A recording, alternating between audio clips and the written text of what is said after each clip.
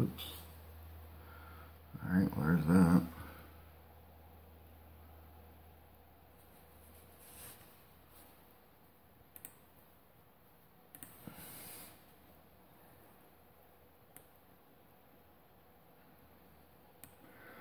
Here's the program that writes the value to the address in the chip, selects the pin, transfers the address and the value,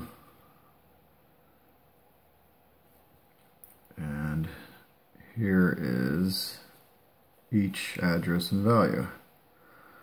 If it's a plus, we are going to, if it's a plus and if its level is less than 245, then increment by 10 so that I don't have to hit the plus sign 245 times. I can hit it 24 or 25 times and write that to pot number 5, which is right here, the first pot. You can see the black, green, and red lines are going to where the pot used to be. I have a 10K resistor because this is a 10K digital potentiometer. The original pot is you can see 502. So it's a 5K pot. So I put a 10K resistor in parallel with my 10K digital potentiometer. That gives me a 5K potentiometer. So according to my schematic here, you can see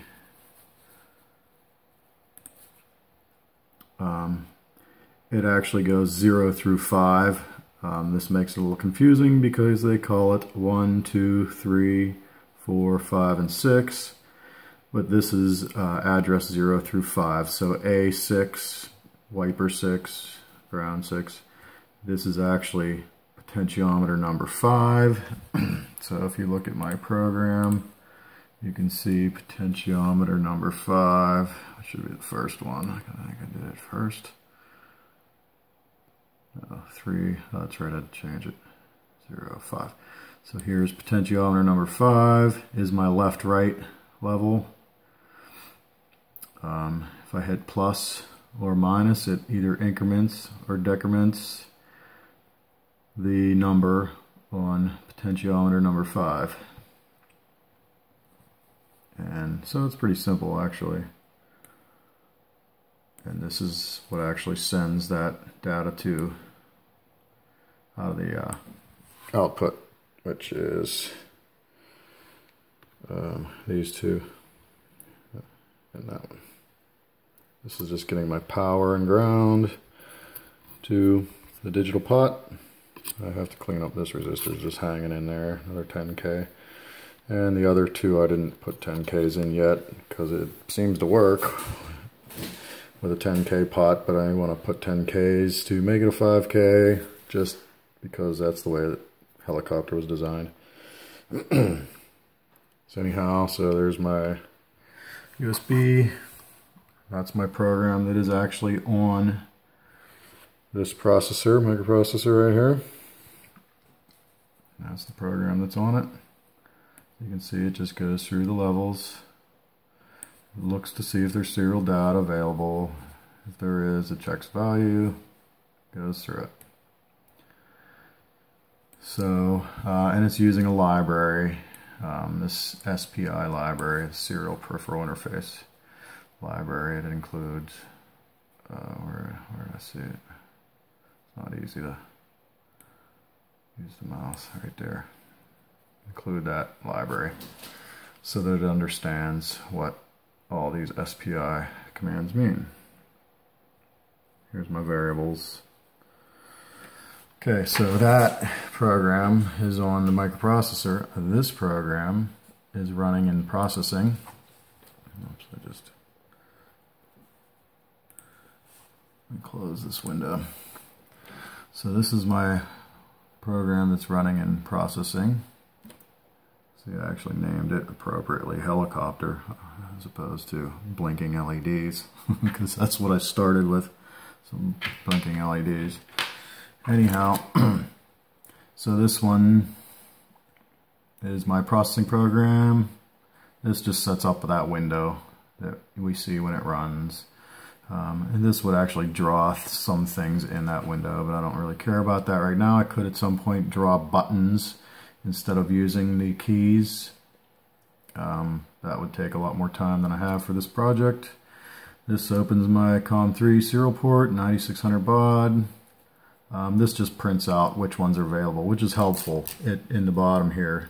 When I go to run it, if for some reason I changed my COM port, it would tell me, it would fail COM port error, but it would tell me down here that COM5 is available or whatever, and so then I could just change this to COM5, which I had to do once already. Anyhow, so this is just drawing that window that I have all commented out, because I don't care about drawing anything in that window at this point. And this is just looking for whether or not a key was pressed. And then these are just a bunch of if statements. If, you know, the key is equal to Q, port right Q, right, and so we're going to print that Q to the port. If it's A, 8, 2, 4, so these are all the numbers that I use to control the helicopter. The same, you know, that are over here that we saw, you know, for my different levels to if I hit key 2, send it to the port, which is received via the USB to the microprocessor. And that's it. So when I hit run, I run. There's my window. As long as I'm in my window, as long as I hit run, it recognized, see, it said COM3 is available. I click in this window, and I'm going to hit the Q, which is throttle up, and A keys, because I only have one hand because I'm holding the camera. And you will see that the helicopter sitting right there, when I hit the Q, will not fly. Uh-oh. Okay, maybe it will fly. Okay. And it appears that I'm giving it some forward. So let me hit the 2. Hit the 2. Slowly throttling up because it likes to do crazy things.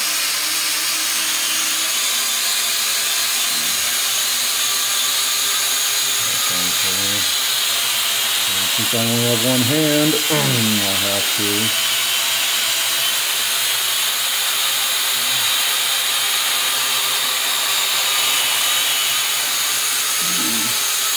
Alright. Out of control. So that's where I'm at so far.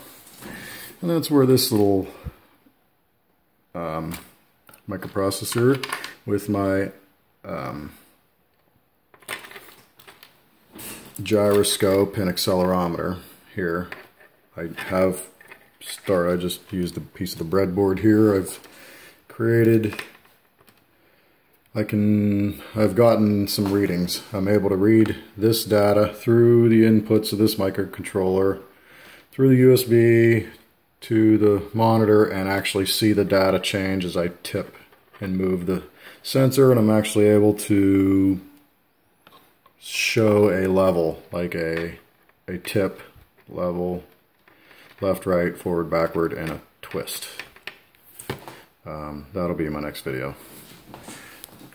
Okay, that's all I got so far.